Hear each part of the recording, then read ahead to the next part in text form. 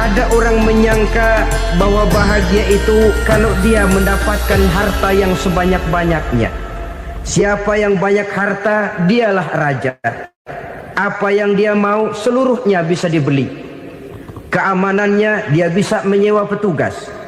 Seluruh fasilitas untuk menyenangkan kehidupannya bisa dibeli. Pendeknya, hartalah segala-galanya dalam kehidupan.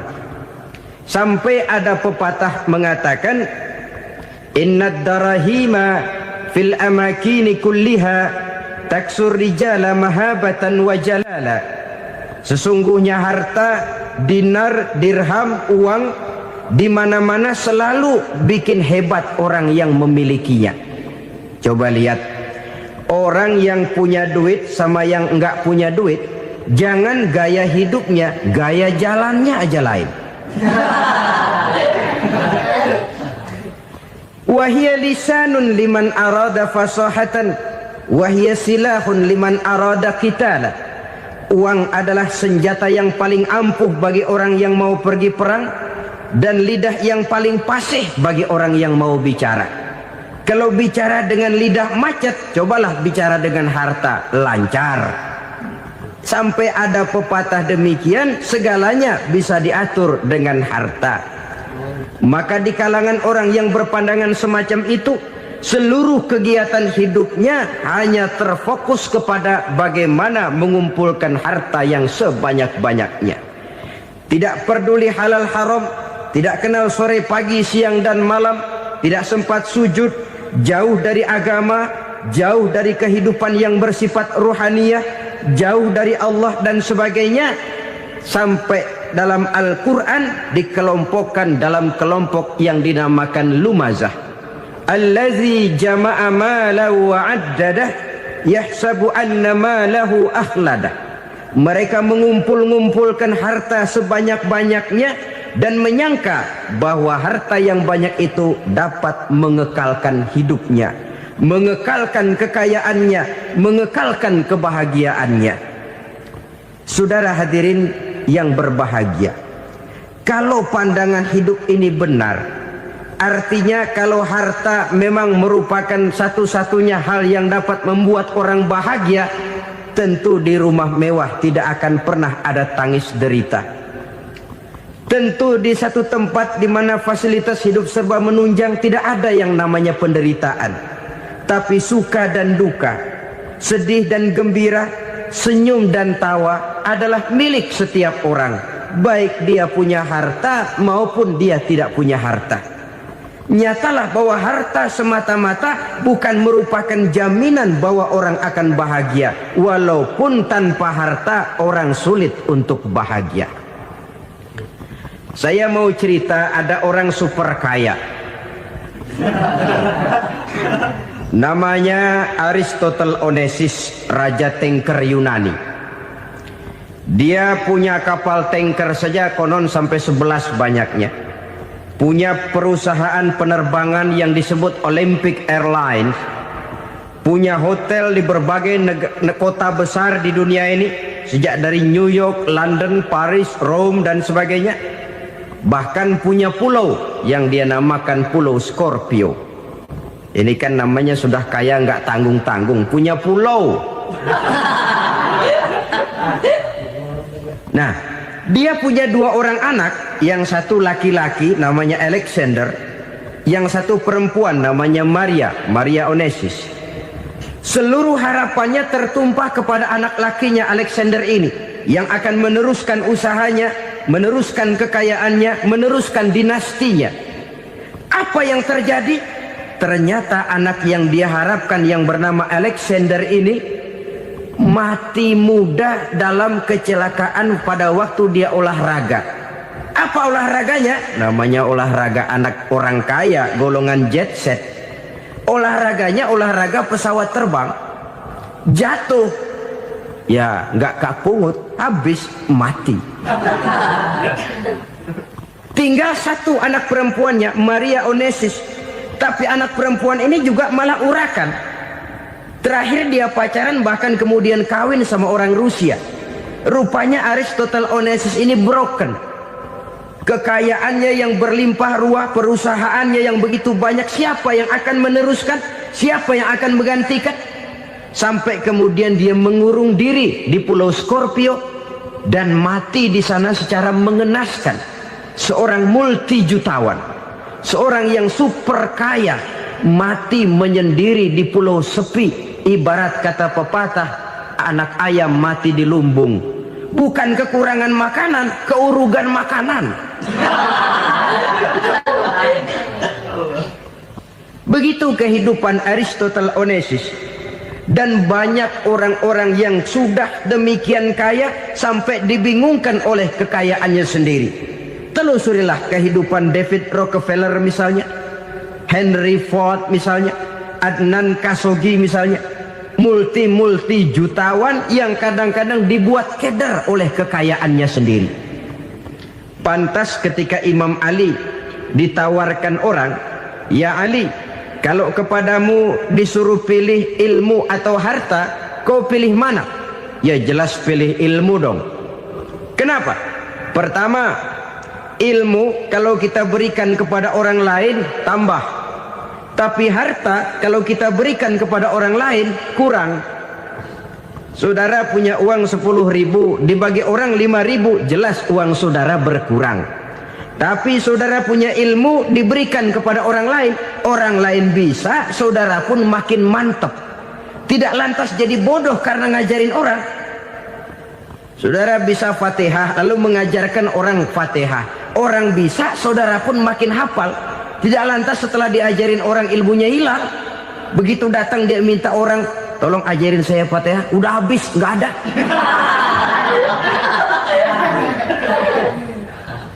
Yang kedua kata Imam Ali, ilmu menjaga kita. Kalau harta kita yang harus jaga. Makin banyak ilmu makin terpelihara diri seharusnya. Tetapi makin banyak harta makin bingung kita jaganya. Sampai kadang-kadang kalau perlu seluruh keliling rumah dipasangi alarm. Belum cukup disewakan anjing besar-besar, pasang di depan pintu, awas anjing galak. Masih belum cukup juga, cari centeng tukang-tukang kepruk jaga rumah. Masih terasa belum aman, padahal rumahnya dikelilingi tembok besar. Di balik tembok ada pintu-pintunya tebal. Di balik pintu itu terbuka masuk kamar, kamar pun ada pintunya, pintunya pun kuat. Masuk ke dalam kamar ada lemari, lemarinya pun pintunya kuat, dikunci, kuncinya pun kuat. Tapi terhadap seluruhnya yang timbul cuma sekedar was-was saja. Kesimpulannya sekali lagi, tanpa harta orang memang sulit untuk bahagia. Tapi harta semata-mata tidak merupakan jaminan orang akan bahagia. Dengan hati yang luas, itu modal utama untuk mencapai kebahagiaan hidup. Orang yang hatinya luas, saudara-saudara, punya hati yang lapang, melihat kenyataan hidup ini, dia bersyukur senantiasa kepada Allah. Lantas tidak timbul hasud dan iri hatinya. Oleh karena itu, jiwanya selalu lapang. Kalau tidak, cupik hati namanya. Dangkal pandangan, tidak senang melihat orang lain dapat nikmat, dan itu sering dijadikan contoh. Kalau orang yang lapang dada, dia lihat tetangganya beli TV baru, dia berkata, "Alhamdulillah ya, tetangga kita beli TV, mudah-mudahan kita bisa ikut nonton." Lapang dadanya. Tapi orang yang sempit hati, lihat tetangga beli televisi, meriang. Enggak diapa-apain, meriang. Besoknya dengar tetangga beli motor, makin sakit, ke rumah sakit. Lalu di rumah sakit dengar tetangganya beli mobil, mati.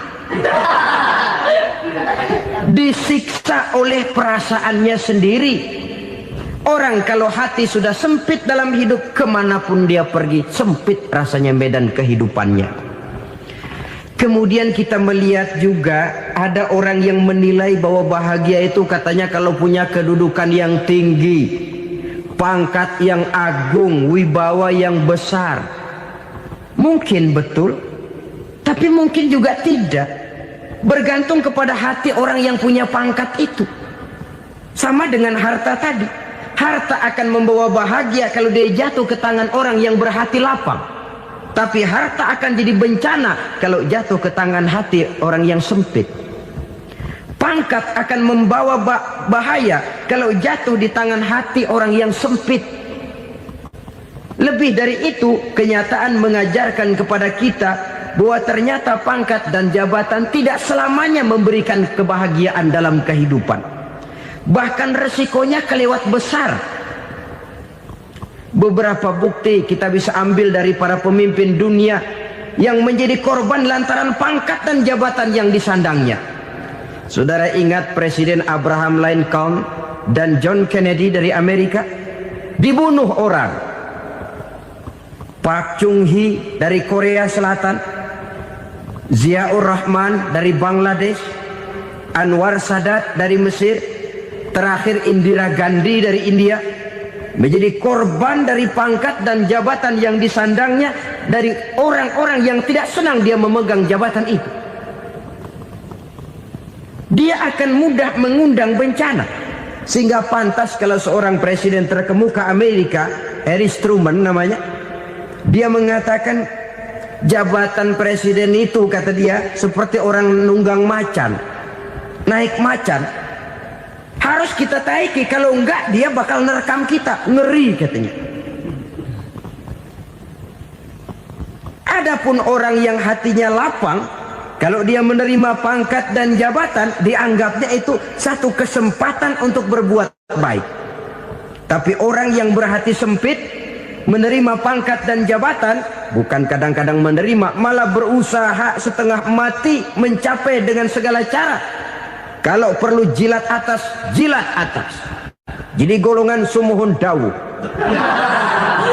Jadi kelompok kulon nuwun, yes sir, yang kerjanya cuma oke bos. Kalau perlu jilat atas, jilat atas. Kalau perlu injak yang bawah, injak yang bawah. Perlu sikut kiri kanan, sikut kiri kanan. Yang penting pangkat dapat, jabatan dapat.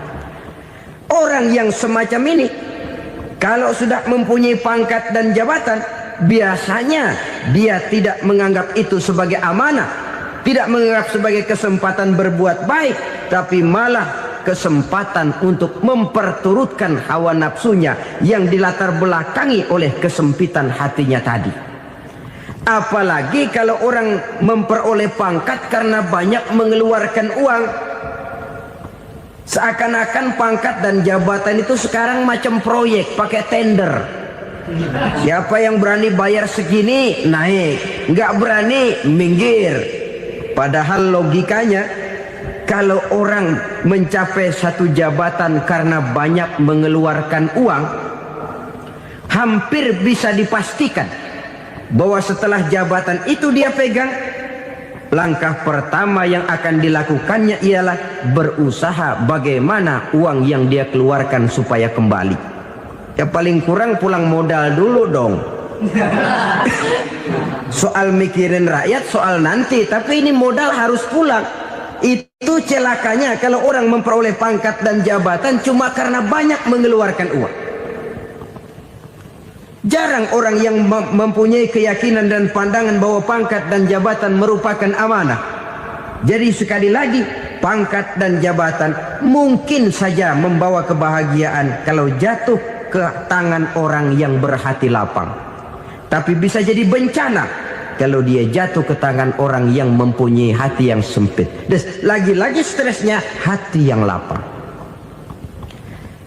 Lalu sebagian orang, saudara, ada yang berpandangan katanya bahagia itu kalau jadi orang terkenal, mempunyai popularitas, menjadi idola di kalangan remaja, di kalangan orang tua, di segala lapisan masyarakat. Padahal makin populer orang makin terikat dia. Ya kalau macam kita ini kan nggak punya nama, nggak populer, tengah malam buta mau nongkrong di warung Tegal aman. Tapi pangkat, jabatan, kedudukan, popularitas menyebabkan kita diikat dengan berbagai macam peraturan. Cuma mandi sama ke WC saja yang nggak dikawal.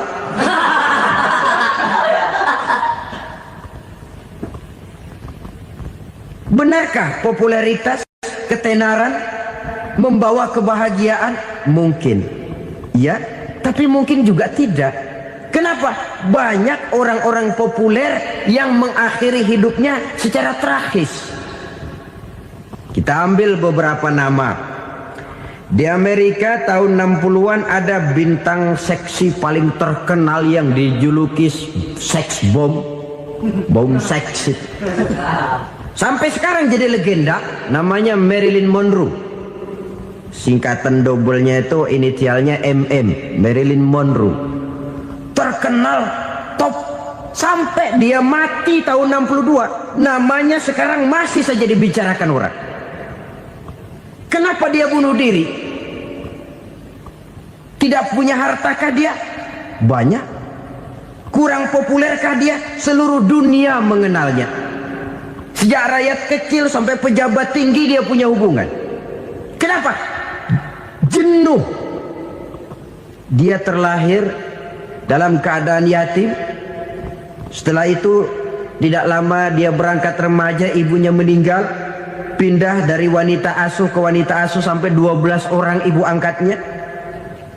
Dan kekecewaan yang paling parah, setiap laki-laki yang dekat dengannya hanya seperti kapal berlabuh. Datang dan pergi silih berganti. Padahal dia merindukan seseorang yang bisa melindungi hidupnya. Dia rindukan itu dan dia tidak pernah menemukan. Itu yang akhirnya menyebabkan dia minum pil tidur kelewat dosis, minum obat tidur kebanyakan, ya tidur terus sampai sekarang.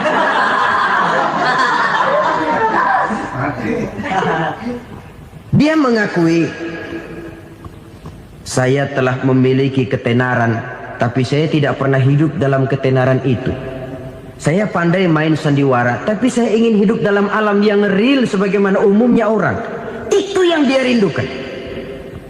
Menyusul jejak yang namanya Marilyn Monroe ini, Billie Holiday, saudara kenal tentu. Di rumah sakit dirawat. Dia juga minum obat overdosis, mati lagi. Jimi Hendrix minum obat tidur overdosis kelewat batas, mati lagi. Lalu yang menghanyutkan diri di danau, Janis Joplin dan Brian Jones. Ini orang-orang populer, orang-orang terkemuka yang mengakhiri hidup secara tragis, bukan karena tidak terkenal, mungkin karena sudah saking terkenalnya. Contoh paling belakangan, Bruce Lee. Wah, ini tukang-tukang kepruk tentu kenal siapa dia. Sampai sekarang pun tabir kematiannya masih merupakan misteri. Dan yang masih hidup juga menunjukkan gejala yang aneh. Michael Jackson, rumahnya di Beverly Hills itu dijaga sedemikian rupa, dan dia selalu curiga kepada setiap makanan harus steril, bersih dari segala macam kimia. Kemana dia pergi, itu tukang-tukang kepruk sudah selalu menjaga dan mengawal, dan dia seakan takut menunjukkan mukanya yang asli. Hingga kalau tampil ke tengah di luar show, dia kadang memakai pakaian yang tidak menunjukkan dia yang sebenarnya, takut dikenali orang. Ternyata popularitas sering jadi momok yang meracuni kehidupan manusia. Oleh karena itu, benarlah junjungan kita pada saat beliau mengajarkan orang akan bahagia kalau dia mempunyai hati yang lapang. Nah, sekarang masalahnya untuk mendapatkan hati yang lapang, caranya bagaimana? Kita kembali kepada konsep Quran. Allah mengajarkan, ala inna bidzikrillahi tatmainnul qulub. Ketahuilah bahwa dengan banyak mengingat Allah, hati akan tenang, jiwa akan lapang. Dengan kata lain, dekat dengan agama, merasakan kehadiran Allah dekat dalam hidup. Itu muara pertama untuk mencapai hati yang lapang. Ala inna bizikrillahi tatmainnul qulub. Jangan macam orang sekarang ingin mendapatkan ketenangan lalu tapak di puncak gunung, di gua-gua, di tempat sepi. Iyalah kalau nggak ada ular. Kalau tergigit ular berbisa, ketenangan belum, mati jelas itu. Islam positif untuk mendapatkan ketenangan. Ala inna bizikrillahi tatmainnul qulubi. Bahwa ketahuilah bahwa dengan banyak mengingat Allah, hati akan tenang, jiwa akan lapang, nuansa pikiran akan luas. Karena yang namanya bahagia ada dimanapun manusia berada. Di kampung ada bahagia, di kota ada bahagia, di ngarai, di lembah, di gunung, di hutan, di lautan, di angkasa luar, dimanapun bahagia itu ada kalau kita bermodalkan hati yang lapang ini. Dan hati akan lapang kalau kita dekat dengan agama. Dekat dengan harta buat sementara hati mungkin tenang, tapi ketenangan yang relatif dan temporer. Apalagi orang tiap kali tambah harta, tiap kali tambah rencana. Itu wajar. Mungkin sebelumnya saudara berpikir, kalau punya duit 5.000 enak nih. Begitu punya duit 5.000, aduh sayang kalau 10.000 aja. Tiap kali tambah harta, tiap kali lain rencana. Makin banyak rencana, makin menjauhkan kita dari yang namanya ketenangan. Padahal ketenangan merupakan unsur utama untuk mencapai bahagia. Dan ketenangan itu bermuara dalam hati manusia. Tengoklah kehidupan ini. Orang yang banyak harta dengan orang miskin, berbedakah rasa sakit yang mereka tanggungkan? Rasanya tidak. Walaupun si kaya tidur di kasur empuk berselimutkan sutra mahal, sementara si miskin meringkuk di balai bambu yang keras dan kasar. Apabila maut datang, dia juga tidak pernah pilih bulu. Maut datang menjemput si kaya di singgasana keemasannya, dikelilingi oleh para pengasuh, dayang dan inang serta para pengawal. Dan maut pun datang menjemput si miskin papa, sehingga ia tergelepar di tepian jalan. Kedua-duanya bernama mati. Kalau nyata bahwa sakit yang ditanggung si kaya tidak beda dengan sakit yang ditanggung si miskin, bukan harta semata yang membuat orang bahagia. Hati yang tenang, jiwa yang lapang penuh kedamaian, karena banyak berzikir dan mengingat Allah, itu merupakan modal utama untuk mencapai sesuatu yang bernama bahagia.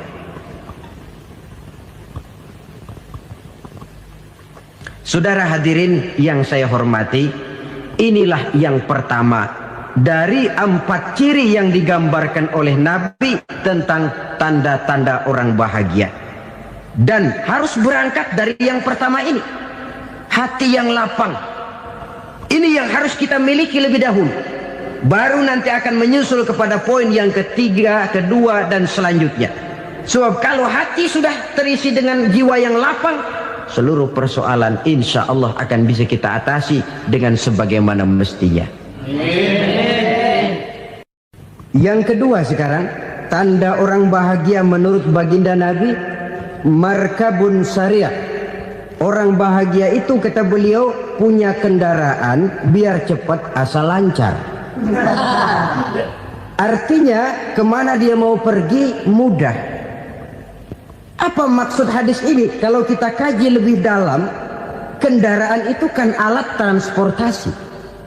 Transportasi tidak lain adalah usaha memudahkan komunikasi. Pindah dari situ kepada teori bahwa manusia adalah zon political, makhluk bermasyarakat yang tidak bisa memenuhi kebutuhan hidupnya secara sendirian. Kita memerlukan keberadaan orang lain dalam kehidupan ini. Untuk memakai baju saja kita sudah perlukan petani yang tanam kapas, pabrik yang memintal kapas jadi benang, pabrik yang menenun benang jadi kain, sampai kepada mesin jahit, sampai kepada tukang jahit. Itu cuma untuk memakai pakaian saja. Tidak seorang pun di antara kita yang sanggup memenuhi kebutuhan hidupnya secara sendiri. Kita perlu orang lain. Maka kebebasan dalam arti mutlak, kebebasan tanpa batas, itu tidak mungkin ada dalam kehidupan. Karena kita mengadakan yang disebut interaksi sosial. Setiap kegiatan kita tentu melibatkan orang lain. Menurut kita barangkali kita bebas jalan di jalan raya semaunya, tapi orang lain berkendaraan pun merasa bahwa ini ada juga jalan haknya, dan begitu selanjutnya. Oleh karena itu, maksud dari kendaraan yang cepat ini adalah khulata'uhu ma'as solihin. Lingkungan pergaulannya terdiri dari orang-orang soleh. Pergaulannya luas. Kemana dia pergi ada temannya. Kesulitannya ada tempat dia cerita. Dan kesulitan kalau sudah diceritakan kepada orang lain, taruh kata orang itu tidak bisa menolong, namun menceritakannya kepada orang yang kita percayai, kan paling kurang sudah mengurangi beban jiwa, mengurangi tanggungan batin, merasa masih ada tempat kita cerita. Maka lebih baik orang awam yang mau bergaul ketimbang orang setengah alim tapi ngunci pintu. Sebab nantinya akan timbul sikap picik, cupik pandangan, dan tidak luas menghadapi kenyataan dalam kehidupan ini. Namun yang harus kita garis bawahi, pergaulan memang mesti luas. Namun jangan sekali-kali lupa bahwa pergaulan sangat besar pengaruhnya dalam ikut membentuk kepribadian manusia. Sehari-hari bisa kita bilang, kalau kita dekat sama tukang minyak wangi, sekalipun nggak dibagi minyaknya, baunya tentu dapat. Betul? Tapi dekat sama tukang elas, walaupun nggak kena apinya, asapnya mesti kena. Kalau Syauqi mengatakan lebih jelas lagi, man asyaral asrafa asa musyarrafan wa muasyiral anzali ghairu musyarrafin. Awalam taral jildal hakira muqabbalan bisagri lamma sara jildal mushaf. Siapa yang bergaul dengan orang mulia, dia bakal ikut menjadi mulia. Tapi siapa yang berteman dengan orang hina, dia tidak bakal ikut menjadi mulia. Tidakkah kau lihat, kata Syauqi, kulit kambing yang hina pun dicium orang ketika menjadi kantong Quran. Kulit kambing hina, kalau dia sendirian gak ada yang mau cium. Tapi begitu dia bergaul dengan Quran, menjadi kantong Quran, dipakein minyak wangi, ditaruh di tempat yang tinggi, mau diambil dicium dulu, dibawa dengan penuh hormat dan hati-hati. Kulit kambing yang hina lantaran berteman dengan Quran, numpang mujur. Tapi coba lihat kalau kulit kambing berteman dengan kayu, jadi beduk, habis. Zohor dikemplang, asar dipukul. Itu pun sedikit saja, cuma salah milih teman. Yang temannya Quran dihormati orang, yang temannya kayu lantaran jadi beduk, gelap-gelap subuh orang udah kemplangin.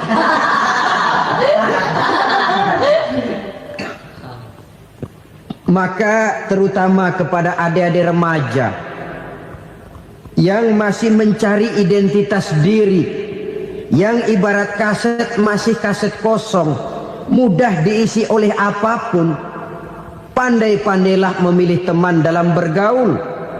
Karena banyak orang yang tadinya baik-baik, ketika terseret dalam pergaulan dengan orang yang tidak baik, kebaikannya menjadi lentur dan luntur. Tapi berapa banyak bajingan-bajingan tengik, orang-orang yang berlumur noda dan dosa, tiap hari melakukan maksiat, namun bergaul dengan orang yang baik-baik, pada akhirnya sedikit demi sedikit beringsut dan berangsur dia terbiasa mengikuti kebaikan-kebaikan.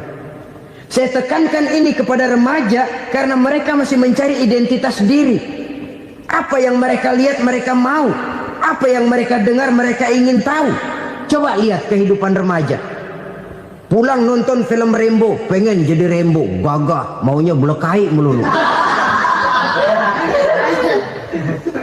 Pulang nonton film Superman, pengen bisa terbang. Pulang nonton India, nyanyi melulu. Wajar, mereka masih mencari identitas diri. Saya ini sebenarnya siapa? Lingkungan, pergaulan akan membentuk itu. Karena itu pandai-pandailah bergaul, karena ia sangat besar pengaruhnya dalam ikut membentuk kepribadian manusia. Apalagi sifat yang jelek lebih cepat menularnya ketimbang sifat yang baik. Sifat yang baik, watak yang soleh itu lambat sekali untuk menular. Tapi yang tidak baik kan prosesnya mah kalau remaja biasanya mula-mula dengar. Karena dengar lalu pengen tahu. Karena pengen tahu lalu ngeliatin. Begitu ngeliatin kan pengen nyobain. Setelah nyobain ketagihan. Nah, ini prosesnya. Yang namanya ganja, morfin, narkotik awalnya kan begitu. Mula-mula dengar katanya kalau sudah fly to the sky, sudah melayang ke langit katanya, disitulah puncak kebahagiaan. Mulanya cuma dengar. Karena dengar pengen tahu. Karena pengen tahu lalu ngeliat, kumpul sama orang yang suka ngeganja. Setelah ngeliat, nah pengen ngerasain. Begitu ngerasain enak juga, ketagihan. Kalau sudah ketagihan jadi penyakit kronis, bisa merembet kepada yang lain. Iya, kalau orang tuanya mampu untuk beli morfin, beli ganja. Kalau tidak kan pikirannya ngayap, jemuran siapa ya gue sambut. Timbullah perbuatan-perbuatan negatif yang bermula dari salah pergaulan. Apalagi buat adik-adik remaja yang tinggal di kota-kota besar, yang pengaruh budaya, pengaruh kesenian, pengaruh struktur kehidupan yang nampak makin individualistis, di mana persaingan tajam, tensi ekonomi tinggi, orang mudah mengalami stres. Pandai-pandailah dalam bergaul, sekali lagi, karena ia sangat besar pengaruhnya dalam ikut membentuk kepribadian manusia. Orang bahagia punya kendaraan yang cepat, artinya punya pergaulan yang luas, dan lingkungan pergaulannya terdiri dari orang-orang yang soleh. Kemana dia pergi ada teman, kesulitannya ada tempat dia cerita. Tapi kalau sudah menyendiri, hidup sendiri, kesulitan dipikiri sendiri, bisa mati belum waktunya. Tidak ada tempat berbagi rasa, tidak ada tempat bercerita, tidak ada tempat mengurangi beban dalam kehidupan.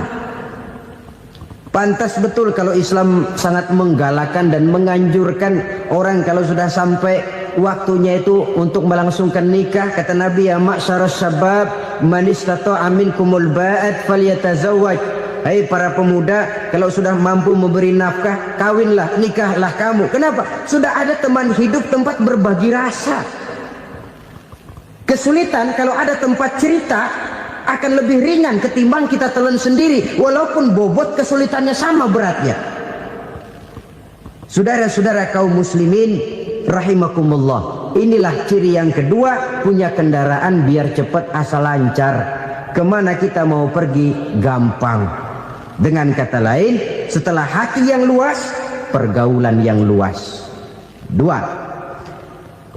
Yang ketiga sekarang, tanda orang bahagia itu menurut Nabi, misbahun mudhi'un, punya lampu yang terang. Oh, itu enggak problem. Sekarang sudah zamannya listrik masuk desa, Pak. Lampu sudah terang semua. Betul, kalau itu yang dimaksud. Tapi tidak cuma itu. Karena lampu yang dimaksud di sini, lampu yang akan menerangi seluruh perjalanan hidup. Dan perjalanan hidup itu sudah dimulai sejak kita terlahir ke alam ini, sampai masuk ke alam barzah, kumpul di padang mahsyar, sampai ke akhirat. Lampu yang menerangi itu yang diperlukan. Kalau lampu, katakanlah yang paling top sekarang kan lampu jenis Mercury. Taruhlah itu di rumah kita, dia cuma menerangi rumah kita, menerangi hati pun tidak sanggup. Bila kita masuk ke alam barzah, alam kubur, sanggupkah si Mercury yang begitu terang menerangi alam barzah kita? Tidak sanggup lagi.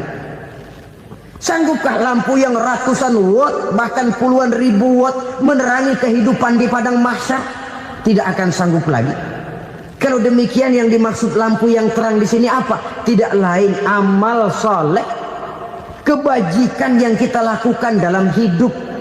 Itu yang akan jadi lampu penerang. Di dunia nama kita akan terang. Jasad kita boleh hancur terkubur tanah, tapi nama kita akan dikenang orang. Begitulah kalau orang meninggalkan kebajikan dalam hidup seperti sekarang. Ribuan orang tiap saat berziarah ke kubur Imam Syafi'i, ke kubur Imam Malik, ke kubur Imam Ghazali, ke kubur orang yang baik-baik, orang yang soleh-soleh.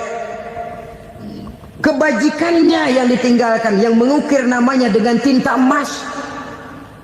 Sehingga saudara sudah terbaring di alam kubur, orang lewat, Allah, ini kuburannya Fulan bin Fulan, dulu ini kebaikannya Masya Allah, saya ikut merasakan. Mari kita mampir sebentar, kita Fatihah, mohon disampaikan Allah pahalanya kepada almarhum. Al-Fatihah. Itu kalau orang baik-baik. Lalu saudara tanya, Pak, orang mati dikirimin Fatihah apa nyampe pahalanya? Saya jawab, kalau saudara nggak percaya, mati dulu dah. Nanti saya Fatihain, tungguin di sana, umpama nggak sampai balik lagi kemari. Oh, sekarang ini kan maunya otak-otakan saja, kalau nggak masuk otak nggak percaya. Padahal alam gaib itu nggak bisa diotak-otakin. Sama saja dengan saudara pernah dengar cerita kapal tanpa emas tenggelam kan? Pernah nggak? Di mana? Ya, di laut Masalembo. Begitu ketampo emas tenggelam, ratusan penumpang itu terjun ke laut, dipermainkan gelombang, berjuang menghadapi maut itu. Orang lagi timbul tenggelam di lautan, dihantam ombak, kita tengokin pakai helikopter. Pak, lagi timbul tenggelam ya? Iya, tolongin. Jangan khawatir Pak, nih saya kirim intan Pak, harganya 10 juta. Kira-kira orang yang timbul tenggelam di laut seneng nggak? Kan mahal toh intan 10 juta. Kenapa dia nggak senang? Karena intan 10 juta dalam kondisi seperti itu tidak sanggup menyelamatkan dia. Dia akan girang kalau dikirimin ban mobil bekas, dikirimin papan terentang atau bambu. Intan yang 10 juta dia nggak girang, ban mobil bekas yang 1000 perak tuh pegang, itu yang dia girang betul. Inilah sebabnya Nabi berkata, mal mayyitu fi qabrihi illa kal ghariqil mutaghawwis. Orang yang meninggal di alam kuburnya seperti orang timbul tenggelam di lautan. Yantaziru da'watan min ahli, menunggu doa dari keluarganya yang masih hidup. Duh, bapak saya sudah meninggal, saya sayang benar sama dia. Kirimin kulkas ke kuburannya Itu sama saja dengan tadi orang tenggelam di lautan dikirimi intan yang harganya 10 juta, tidak sampai. Begitulah kalau kebajikan yang kita tinggalkan dalam hidup, sudah mati pun kubur kita masih diziarahi orang. Tapi kalau jahat yang kita tinggalkan, boro-boro lah orang mau doa lewat dekat kuburan kita juga serem. Tuh bajingan no, dulu mati dipendem di situ tuh. Jangan lewat situ, ntar kesurupan, jangan. Lewat saja orang ngeri. Konon lagi membacakan Fatihah dan mengirimkan doa. Hidup pada hakikatnya adalah kesempatan untuk berbuat baik. Maka sekali kesempatan itu diberikan, manfaatkan dengan sebaiknya. Sebab kesempatan kedua tidak akan pernah ada. Kesempatan berbuat baik di sini, di akhirat sudah pembalasan namanya. Sekali kesempatan itu dicabut, dia tidak akan pernah dikembalikan lagi. Kata Iqbal, hidup tidak mundur ke belakang, Bung. Berhenti diinjak orang, mundur hancur. Tidak ada kata mundur dalam hidup ini. Berhenti diinjak orang, mundur kecebur. Tidak ada kata lain. Harus maju dalam kehidupan, dalam artian yang positif. Hidup adalah kesempatan untuk mengumpulkan kebajikan yang sebanyak-banyaknya. Di situ nilai daripada manusia. Sekarang ini memang nggak kelihatan kok, orang yang banyak pahala sama yang banyak dosa nggak kelihatan kok. Barangkali kalau habis bikin dosa palanya pada benjol, mungkin orang takut sama dosa. Tapi sekarang sama saja, orang yang banyak dosa dengan yang nggak banyak dosa jalan bareng dari belakang, sama, nggak kelihatan beda. Tapi ada waktunya di mana pahala memegang peranan, di mana dosa diperlihatkan. Sama saja kalau kita bawa mobil siang, lampu kan nggak begitu berfungsi. Apa lalu bilang, alah ini lampu berat-beratin, copot-copotin aja dah. Tidak, perlu begitu. Kenapa? Pada satu saat malam senja akan datang. Bila matahari terbenam, senja pun datang, gelap mulai merayap, disitulah baru terasa perlunya lampu. Pahala begitu. Sekarang orang yang nggak ada pahalanya nggak kelihatan dalam kehidupan. Tapi pada satu saat senja kehidupan akan datang. Ajal merenggut nyawa, malam merayap, dan hidup mulai diliputi kegelapan di alam barzah. Dikala itu kalau nggak punya lampu, alangkah malangnya kita. Sebab amal yang baik, kata Nabi, di alam barzah itu akan diciptakan menjadi perempuan yang cantik menemani kita. Amal yang jahat akan menjadi orang yang paling jelek nemenin kita. Sudah di tempat gelap yang nemenin jelek.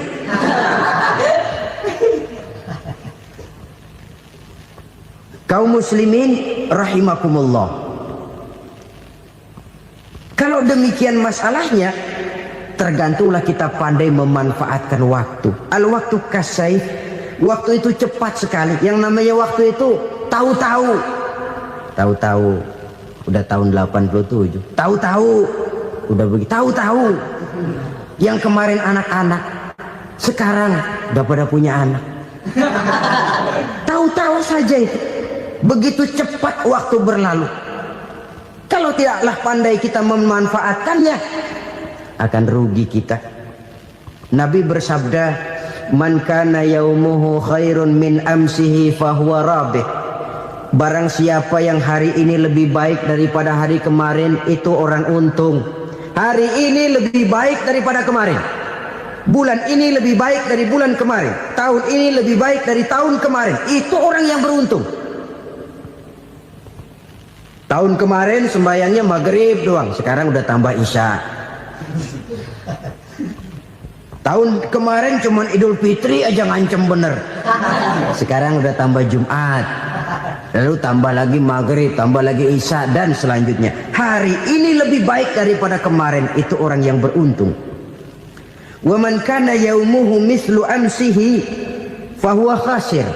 Lalu barang siapa yang hari ini sama saja dengan hari kemarin, itu orang rugi. Hari ini sama dengan kemarin, rugi itu. Bulan ini begitu, bulan kemarin begitu, tahun ini begitu, tahun lalu juga begitu. Rugi itu orang. Rugi apa? Rugi umur. Umur tambah, amalan gak pernah tambah. Dan saya pikir lebih merupakan azab ketimbang nikmat kalau orang dikasih panjang umur cuma untuk numpuk dosa. Mending mana? Panjang umur banyak dosa sama pendek umur dikit dosa? Mending mana? Mending mana? Ya, paling mending tentu panjang umur banyak pahala. Tapi kalau tidak, sekali lagi, lebih merupakan azab ketimbang nikmat kalau orang diberikan panjang umur tapi cuma untuk sekedar menumpuk dosa. Kehilangan kesadaran bahwa dunia bukan terminal akhir dari satu perjalanan.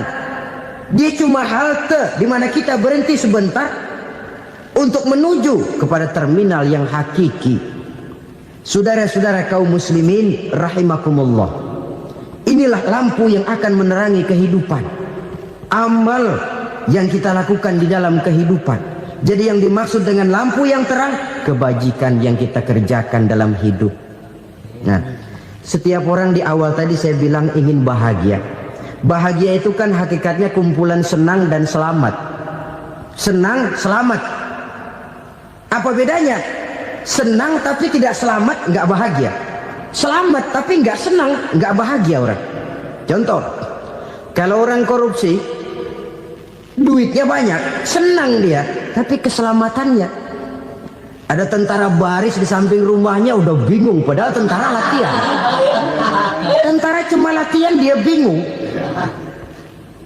Senang, tapi karena keselamatannya tidak terjamin, dia tidak bahagia.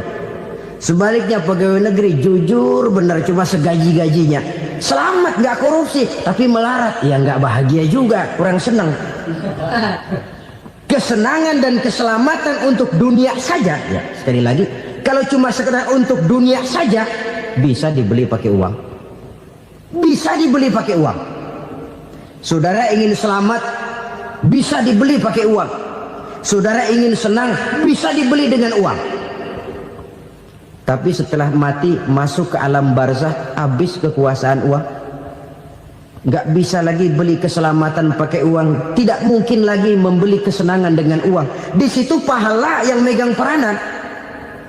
Makin banyak pahala, makin banyak saham untuk membeli kesenangan dan keselamatan, untuk memperoleh yang namanya bahagia. Dan jangan lupa loh, di alam barzah kita nggak sebentar, menunggu datangnya kiamat. Loh iya, kalau kita begitu dikuburin terus kiamat datang, untung. Tapi kalau masih harus 1000, 2000, puluhan ribu tahun yang akan datang, dalam satu penantian yang begitu lama, tanpa saham untuk memperoleh kebahagiaan, satu kemalangan yang tidak ada pernah putus-putusnya. Janganlah tergelincir oleh kebahagiaan sebentar yang menipu dengan mengorbankan kebahagiaan hakiki yang berjangka panjang. Apa artinya senyum sejenak kalau harus ditebus dengan tangis seumur hidup? Biarlah kita minum jamu, pahit memang, getir memang, tapi kan besok badan sehat. Daripada sekarang minum sirup, manis memang, enak memang, tapi bibir pada jontor besoknya. Sirawan, batuk, nggak karu-karuan. Banyak orang tertipu oleh kesenangan yang sebentar, padahal laisa kullu ma yalma'u zahaban. Belum tentu semua yang berkilat itu emas. Belum tentu semua yang gemerlap itu intan. Karena itu, marilah manfaatkan kesempatan yang diberikan Allah ini untuk mengumpulkan kebajikan yang sebanyak-banyaknya. Yang terakhir sekarang, yang keempat, tanda orang bahagia kata Nabi. Zaujatun salihah. Orang bahagia itu tanda yang keempat kata Nabi, punya istri biar cakep asal taat. Sudah surga itu, cakep taat. Istri kayak gitu, kalau belum mati jangan dikuburin dulu. Sudah cakep taat lagi. Tapi kadang-kadang enggak, udah jelek ngadat melulu. Apa yang mau dipilih? Sebab itu Quran mengatakan istri pakaian untuk suami, suami pakaian untuk istri. Kenapa suami istri diibaratkan pakaian? Alangkah tingginya gaya bahasa Quran ini. Suami istri teman hidup, hidup perjalanan panjang. Sejak kita dalam rahim sudah ada hidup kan di sini. Sampai ke alam dunia, masuk ke alam barzah, kumpul di padang mahsyar, sampai menuju akhirat, itu perjalanan hidup. Carilah istri atau suami teman hidup yang membawa manfaat tidak hanya kehidupan di dunia ini, sampai di alam barzah, sampai di padang mahsyar. Suaminya mungkin meninggal lebih dulu, atau istrinya mungkin meninggal lebih dulu, tapi suami atau istri yang masih hidup berbuat kebajikan. Suami saya meninggal, ada hartanya, saya sedekahkan, niat pahala untuk almarhum suami saya. Ini teman hidup, tidak dibatasi dan tidak bisa dipisahkan oleh maut sekalipun. Zohirnya mungkin pisah, badannya mungkin pisah, tapi hatinya, jiwanya, kebersamaannya dalam menghadapi kehidupan. Karena itu, saudara-saudara, bahasa Quran indah. Suami istri diibaratkan seperti pakaian. Apa fungsi pakaian? Pertama, pakaian jadi kebanggaan. Artinya suami harus menjadi kebanggaan istri, istri harus jadi kebanggaan suami. Yang kedua, pakaian itu kan fungsinya menutup aurat. Artinya sesama suami istri harus saling menjaga kekurangan masing-masing. Jangan malah sesama suami istri saling membongkar rahasia dan aibnya sendiri-sendiri. Istrinya diceritain jeleknya di mana-mana, atau suaminya dibongkar rahasianya di pasar umum. Itu sudah tidak lagi berfungsi sebagai pakaian. Kenapa semua ini diperlukan? Karena kita menyadari bangsa yang baik terdiri dari masyarakat yang baik. Masyarakat yang baik merupakan susunan dari warga yang baik. Warga yang baik adalah terdiri dari rumah tangga yang baik. Dan rumah tangga yang baik merupakan susunan dari pribadi-pribadi yang baik. Dari situ langkah dimulai. Membangun satu bangsa yang baik diawali dengan membangun rumah tangga yang baik, dengan menciptakan pribadi-pribadi yang baik. Sehingga dari sini diharapkan berkembanglah nilai-nilai kebaikan. Orang akan bahagia mempunyai istri yang soleh. Kenapa? Tidak ada seorang suami bisa sukses jadi apapun dia, apapun profesinya, dokter kah, kiai kah, mubalik kah, petani kah, pengusaha kah, pejabat tinggi kah, tidak ada seorang suami yang bisa sukses tanpa peran serta istrinya. Walaupun memang peranan itu tidak begitu kelihatan, tapi sangat menentukan. Karena itu, saudara hadirin yang saya hormati, Islam sangat menghargai kaum wanita, memberikan kedudukan yang tinggi sepanjang tidak mematikan kodrat kewanitaannya. Nah, kalau sudah kesuksesan ini diawali dari rumah tangga, karier di masyarakat mudah untuk dikejar. Tapi keberantakan di rumah tangga merupakan kegagalan pertama di tempat lain. Sesungguhnya harta, dinar, dirham, uang di mana-mana selalu bikin hebat orang yang memilikinya. Coba lihat, orang yang punya duit sama yang enggak punya duit, jangan gaya hidupnya, gaya jalannya aja lain. Wahia lisanun liman arada fasahatan, wahia silahun liman arada qitala. Uang adalah senjata yang paling ampuh bagi orang yang mau pergi.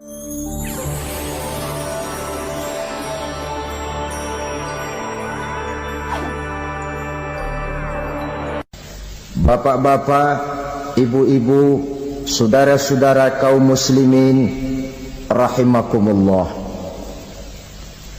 Murai di dahan dan koko ayam di kandang, dunia ini penuh dengan berbagai macam kesibukan.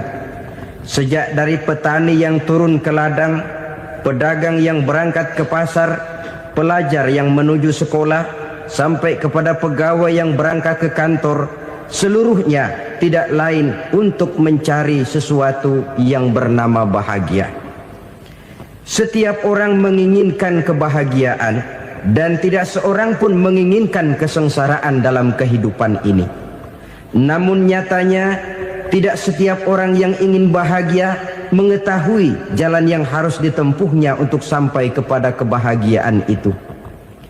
Maka pada kesempatan pertemuan kali ini, saya ingin menyampaikan sebuah hadis dari junjungan kita baginda Nabi besar Muhammad sallallahu alaihi wasallam yang termuat dalam kitab Mukhtarul Ahadits An-Nabawiyah, di mana beliau bersabda, arba'un min sa'adatil mar'i.